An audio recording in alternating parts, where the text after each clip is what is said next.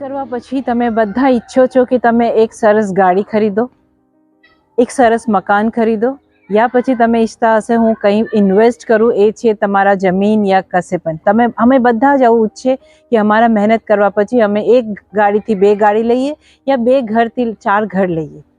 અમે બધાની એવી ઈચ્છા હોય છે. તો આજે હું એ 4 રાશિનું નામ લઈશ જે લોકોને આ વર્ષ 2024 તમારા માટે છે. કેમ કે અમે બધાને ખબર છે કે શનિ જે છે, શનિ પ્રધાન જે લોકો હોય છે, જે લોકોના ઉપર શનિની કૃપા હોય છે, એ લોકોને ઘર, ગાડી, બંગલા એક નહીં 3-4 ના માત્રામાં મળે છે. અને એ લોકોને જ મળે છે અને શનિ પણ એ લોકો માટે જ પ્રસન્ન હોય છે જે લોકો બહુ વધારે મહેનતુ હોય છે. અને 2023માં બધાએ મહેનત કરી છે, પણ 2024 જે છે એ શનિ પ્રધાન વર્ષ છે. એ લોકોને જ શનિ ભગવાન હેલ્પ કરશે, યા પર કૃપા બરસાવશે જે લોકોએ ઉમ્મીદથી વધારે મહેનત કરી છે. તો હું આજે 4 રાશિનું નામ લઈશ જે 4 રાશિ પર શનિજીની કૃપા બહુ વધારે બની છે. અને જે 8 રાશિનું નામ નહીં લઈશ એ લોકો માટે પાક્કું હું રેમેડી બતાવીને જઈશ. સૌથી પહેલાં નામ લઉં છું વૃષભ રાશિ. વૃષભ રાશિ જ્યાં ટોરસ, જેને આપણે ઇંગ્લિશમાં ટોરસ કહીએ છીએ, એ લોકો એમ પણ બહુ જ મહેનતુ હોય છે. કાફી ટાઈમથી એ લોકો મહેનત કરે છે. એ લોકોને મહેનતનું ફળ ઓછું મળે છે, હું જાણું છું. પણ 2024 તમારા માટે આવ્યું છે. તમારા પાસે અગર 1 ગાડી 2 ગાડી છે, એનાથી અધિક ગાડી મળશે. અગર તમે ગાડી, જમીન, મકાનનું ઈચ્છા નહીં રાખતા હોય, તમારી પાસે ઓલરેડી છે, તો પણ તમે જે ઈચ્છો છો એ તમે 100% મળશે. કેમ કે 2024 તમારા મહેનતનું વર્ષ છે. અને પછી હું સેકન્ડ નંબર લઉં છું, એ છે કર્ક. કર્ક રાશિ બહુ જ ભાવુક રાશિ હોય છે. તમારા પાસે કોઈ 2 રૂપિયા માંગે, તમે 20 રૂપિયા આમ જ કાઢીને આપી દો છો. એ વર્ષ એટલે કહું છું 2024 તમારા માટે છે.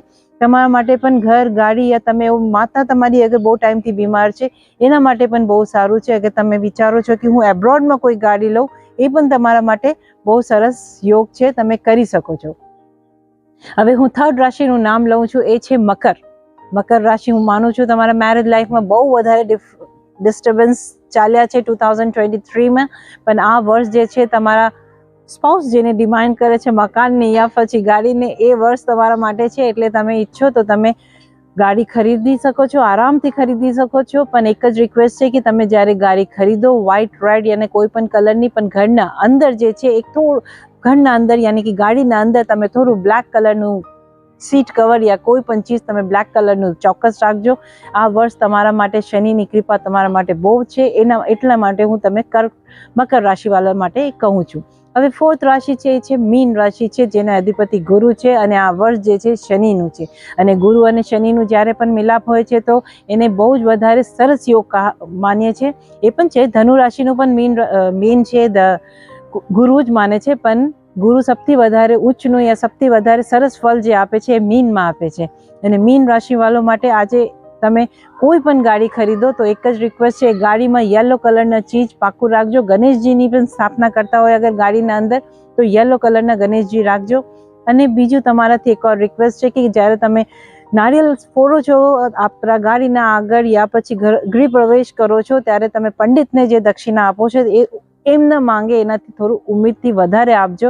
જો તમે 2025માં એ ગાડી અને ઘર કેવી રીતે લખી રહે છે.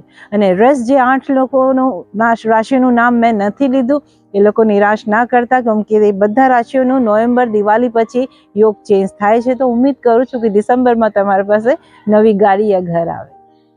તબ તક કે લીએ હરિઓમ.